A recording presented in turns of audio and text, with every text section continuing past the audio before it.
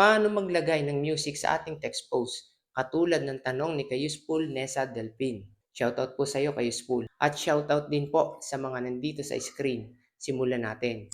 Kapag nakaredy na ang ating ginawang text post, makikita natin itong add music sa itaas. I-click natin. At pwede natin pakinggan ang music para makapili tayo ng gusto natin. Tap lang natin itong play button para mapakinggan. Nakamute lang dito sa aking tutorial. Pero sa aktual na paggawa mo, maririnig mo. Mapapansin natin na karamihan nakalagay revenue sharing sa mga music. Dito ka useful ay kapag ginamit natin itong mga music na ito, maaaring pa rin tayong kumita gamit ang text post. Mamaya may sasabihin pa ako na mahalaga na dapat natin mapag-aralan pagkatapos may post ito. Okay, kapag may nagustuhan na tayong music, i-click natin. Pagka-click natin, ganito ang sunod.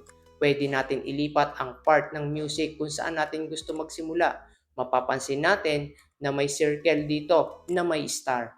Ito yung mga part ng music na popular na ginagamit ng karamihan.